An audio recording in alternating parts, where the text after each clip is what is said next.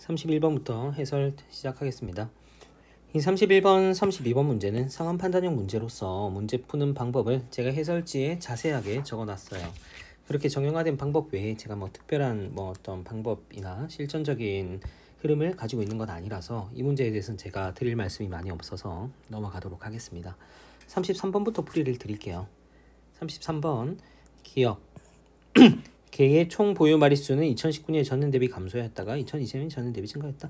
개의 총 보유 마리수를 구하라는 거죠. 그래서 보니까 이렇게 있는데 괄호로 뚫려 있는 항목들이 문제가 되는 거죠. 그래서 이 총 보유 마리수를 어떻게 구한다? 가구 수랑 보유 가구 비중, 가구당 마리수를 통해서 구할 수도 있지만 복잡하죠. 그냥 각국의 반려동물은 개와 고양이 뿐이기 때문에 이 총 보유 마리수에서 고양이 보유 마리수를 빼면은 개의 총 보유 마리수가 나오는 구조예요. 그래서 뺄셈 비교를 한다라고 생각하시는 게 좋을 것 같아요. 그래서 29년에 전년 대비 감소하였는지는 어떻게 하나요? 4763 빼기 571 대비 5048 대비 1047을 비교하는 건데, 이걸 그냥 비교하는 게 아니라, 그러니까 빼서 값을 구하는 게 아니라 마이너스 요소가 커진 정도와 플러스 요소가 커진 정도를 비교하는 방식으로 뺄셈 비교를 하라고 말씀을 드렸었죠. 그래서 마이너스 요소는 거의 400 이상 커졌는데 500 가까이 커졌는데, 플러스 요소는 300도 안 되게 커졌어요. 그래서 마이너스 요소가 더 크게 커졌으니까 이쪽은 전년 대비 감소하였다라고 할 수 있는 거죠. 그리고 20년은 이렇게 700 정도 커졌는데 여기서 1300이나 커졌어요. 마이너스는 700인데 플러스가 1300 커졌다. 플러스 요소가 더 크기 때문에 이쪽으로 증가한 거는 증가하였다라고 할 수 있고, 그래서 기억은 맞다라고 할 수 있는 거예요. 자, 그 다음에 니은 반려동물 보유 가구 수는 매년 증가하였다라고 했는데, 반려동물 보유 가구 수는 이 가구수 대비 가구수 대비 보유 가구의 비중, 이걸 통해서 구할 수 있는 거죠. 그래서 이제 곱셈 비교 구조가 되는 거고, 이것들을 곱셈 비교를 하면서 매년 증가했는지를 비교하시면 됩니다. 그런데 18년 대비 19년은 모수와 비중이 다 증가했고, 20년도 마찬가지로 모수와 비중이, 21년도 마찬가지로 모수와 비중이 전부 증가했어요. 그래서 이거는 곱셈 비교지만 간단하게 매년 증가했다는 거를 알 수 있는 거예요. 그래서 기억도 맞죠? 그래서 사실 순서대로 풀었으면은 답이 아주 간단하게 이렇게 나오는 구조로 갈 수 있어요. 기억 니은으로. 하지만 이제 디귿 리을도 풀어보자면, 18년 대비 20년 매출액 증가율이 가장 높은 반려동물 관련 시장은 수의 서비스이다. 매출액 증가율이라고 했으니까 이 표가 아니라 표 2를 봐야 되는 거고, 그래서 수의 서비스를 보니까 18년 대비 21년 354에서 655로 증가했어요. 많이 증가한 거죠. 거의 2배가 됐어요. 다른 항목들을 보니까 훨씬 못 미쳐요. 비교할 대상이 되는 게 별로 없다고 생각하는 순간, 이 장묘 및 보호 서비스는 167에서 338이면은 2배 이상 증가를 한 거죠. 160에서 330이 딱 2배이기 때문에 167에 338이면은 2배 이상 증가했다고 할 수 있어요. 그래서 가장 높은 거는 수의 서비스가 아니라 장묘 및 보호 서비스다. 그래서 디귿은 틀렸다. 리을은 19년 반려동물 한 마리당 동물 관련 용품 매출액은 7만원 이상이다. 19년에 반려동물의 수는 여기 적혀 있어요. 매출액은, 동물 관련 용품 매출액은 19년에 여기 적혀 있어요. 그래서 지금 구해야 되는 게 5048 대비 309876이 7만원 이상인지를 구해야 되는데, 단위를 신경 쓸 거 없이 이 수랑 이 수의 배열이 수배열이 7배 이상 되는지를 보면 돼요.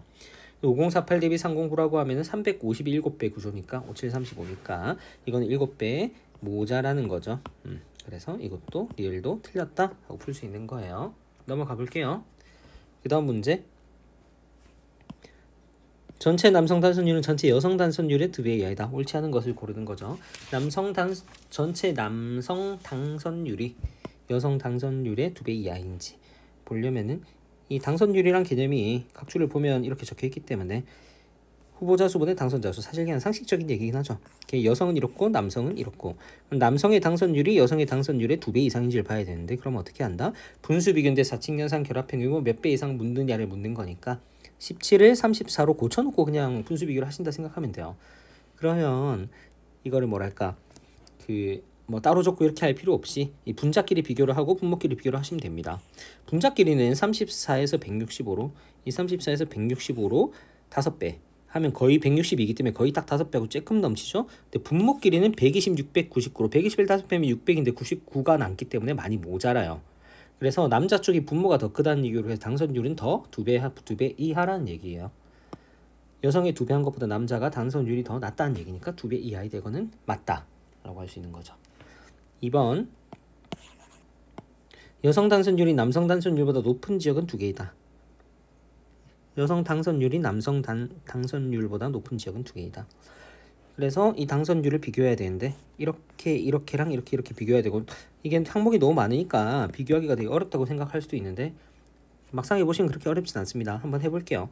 A 같은 경우에 당선율이 20%, 여성은 20%를 넘어요. 남자는 20%가 안 돼요. 48이라는 예쁜 20% 구조를 비교해서 생각을 하는 거예요. 그럼 37대 8이면 20%를 넘죠. 이거는 19에 2 곱하면 38이니까 20%가 안 되죠. 그래서 A 지역은 여성 당선율이 더 높은 거예요. 근데 이게 여성 당선율이 남성보다 높은 지역이 2개뿐이라고 했는데 벌써 하나가 나왔죠. 그럼 대부분 아닐 거라는 생각을 가지고 봐야 돼요. 그렇게 보면은 이게 12대 1, 60대 48 당연히 아닌 거죠. 그런 식으로 이것들을 이렇게 보기 시작하면은 여성 당선율이 대체로 너무 낮아요.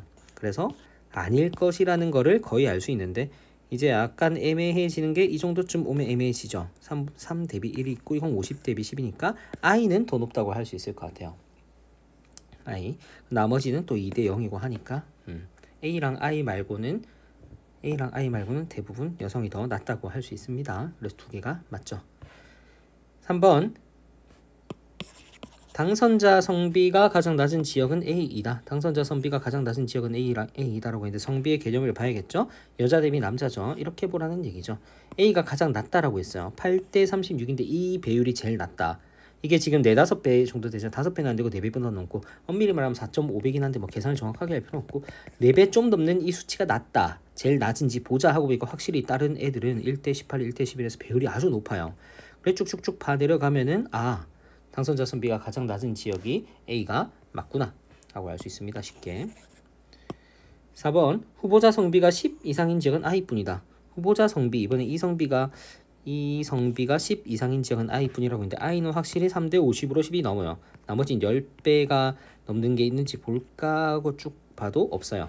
그럼 I뿐인 게 맞죠. 마지막에 5번 여성 후보자가 가장 많은 지역의 여성 당선율은, 여성 후보자가 가장 많은 지역의 여성 당선율, 가장 많은 지역의 여성 당선율, 이걸 본 게 아니라 이걸 봐죠. 37대 8. 남성 후보자가 가장 적은 지역, 남성 후보자는 제2지역에서 가장 적고 제2지역에서 남성의 당선율, 이렇게 보세요. 이게 결국 37대 8 그리고 13대 3을 분수 비교하라는 거죠. 13을 3배하고 3을 3배하고 이렇게 해서 바꿔주면은 훨씬 가까워지기 때문에 비교하기가 쉬워집니다. 39대 9로 만들어주면은 여기에서는 1 커졌고 여기서는 2 커졌죠. 8에서 1 커진 게 훨씬 많이 커진 거예요. 1대 2. 37은 8의 2배 훨씬 넘잖아요. 8에서 1 커진 게 많이 커진 거다라고 느낀다면 밑에 게 더 크죠. 그래서 여성 후보자가 가장 많은 지역이 남성 후보자가 가장 많은 지역 당선율보다 높다가 아니라 낮다니까 이건 틀렸다 이렇게 판단할 수 있는 거예요. 35번 문제를 풀어보겠습니다. 가구당 여성 인구 수는 1번 가구당 여성 인구 2015년 이후 매년 감소하였다. 가구당 여성 인구 수는 이건데 15년 이후라고 했으니까 185, 244, 190, 250 이렇게 감소했는데 매년 감소했는지 이제 봐야 되죠. 근데 바로 이렇게 15년을 보면은 그 다음 해에 바로 의심스러워요. 왜냐면 이거 5밖에 안 증가했는데 여기서는 8이나 증가했잖아요.